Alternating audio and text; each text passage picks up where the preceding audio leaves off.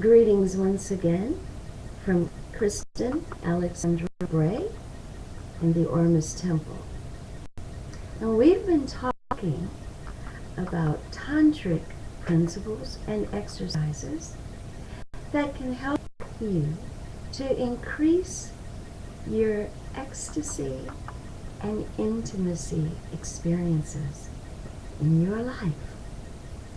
And I've been sharing with you a number of meditation techniques, and of course more recently the Kegel exercises to help you to do that. Now the whole idea behind the meditation techniques, which we call BIF, breath, intention, and focus, is to help to heighten your awareness and to help you to relax.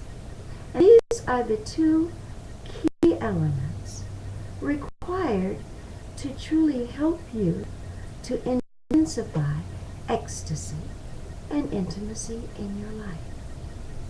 We must increase our ability to relax and increase our awareness or focus. Now, you guys recognize me here. I know. Got a different hairstyle. This is me, by the way. This is the real me. One of the things that I was thinking about this morning is that actually we programmed from the time of our birth and throughout our lives to accept certain standards, as beautiful, as acceptable, as unacceptable, as sexy, as studious. Certain images are projected over and over and over to us. And anything, as I spoke to you before, that we experience over and over again in our lives gets dropped into our automatic limbic brain neural net functions in our system. So even though from the neocortex level, from our conscious awareness, our intelligence, our thoughts, opinions, and judgments, we may say, or I may say, I prefer the natural Afrocentric dreadlocks for me. I still recognize that I am affected by the long-term programming of the images that I have seen over my life. I choose not to fight that, but just to accept that I have these automatic programs set up in my system. So please bear with me while I, from time to time, engage those things. And like the clothes I wear, I can sometimes change my look entirely and go for the straight look. But trust and believe, I am very consciously aware of who I am and what my natural look is and will continue to always be. So, I invite you to just join me today as I do my own natural expression. And I do hope that you find it equally as attractive and accepting for you. But back to the subject matter at hand. The whole process of noticing the automatic programming that I've been subjected to and how it affects me and how it affects what I do, even in what I choose to do from a conscious perspective. The whole recognizing of that is really an exercise of personal inner awareness. And of course that's what we're talking about. Increasing our awareness and increasing our ability to relax with that so that we can intensify the sensations of ecstasy and intimacy in our lives. So it's actually a positive thing. So back to the idea of what the meditations actually accomplish. As you're meditating and you're using breath, intention, and focus again and again, day after day, you are setting up a pattern which your body then can process into your automatic system. So as you're processing this practice day in, day out, even personally by yourself, what happens is that when you get into lovemaking, or when you get into just being intimate with your partner, you have a chance of this practice that you've been incorporating coming up for you and being easy to employ in that moment. So that's why we do the practice again and again by ourselves, so that we can take advantage of being able to get into that space quickly as a result of the automatic programming that occurs from the practice.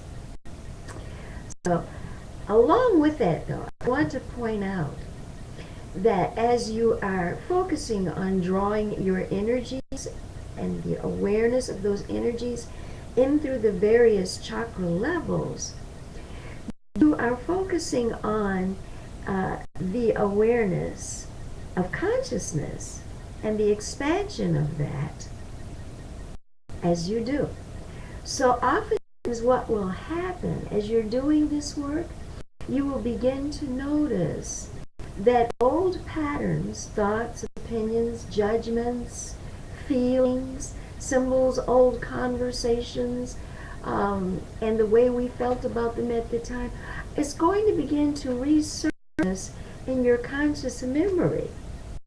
You might find yourself sometimes feeling an emotion that doesn't necessarily coincide with what's going on around you at the time. You might feel a wave of joy, or you might feel a wave of sadness, or you might notice from teaching yourself to be aware in your body that you're feeling particularly irritable, but that those emotions, those feelings, don't really coincide with what's happening right in that moment. I want to just suggest to you that that's a key, something to take notice of. And when you get a free moment, to just bring that emotion or that memory back up in you while you're alone, and go into a meditative state, going through the breathing and the focusing, and just sit quietly with it. As you do that, as you finally reach that still space in your meditation, going in and uncovering the emotion or the thoughts or opinions or judgments, your body is going to begin to reveal exactly what that's about. And as you become aware of what that is about, you are in a prime, opportune time to exercise the breath, intention, and focus exercise, to implement the releasing of that, or being able to consciously give that up to the universe, to create space within yourself, within your heart, within your being. Giving something up first, of course, is what we know in Tantra circles as forgiving or unclenching. Forgiving, giving up something first, is forgiving. Doesn't have anything to do with tolerating injustices or turning the other cheek. It just has to do with dismissing something first, just for the personal gain of creating the space to consciously choose something that's better. So for all of you who have been thinking, I just can't forgive this person, or I can't forgive this instance or circumstance or situation, understand, forgiveness is not for the other person. Forgiveness is not for the culprit situation or circumstance. Forgiveness is for you. Forgiveness is for you in that it opens up, it frees you, it liberates you of the hold that's past memory and the associated feelings, thoughts, and opinions, and judgments that grew as the result of that experience has been holding you to throughout the duration of your life. So of course it's advantageous for you to forgive it, to let it go first, to create the space, to then consciously choose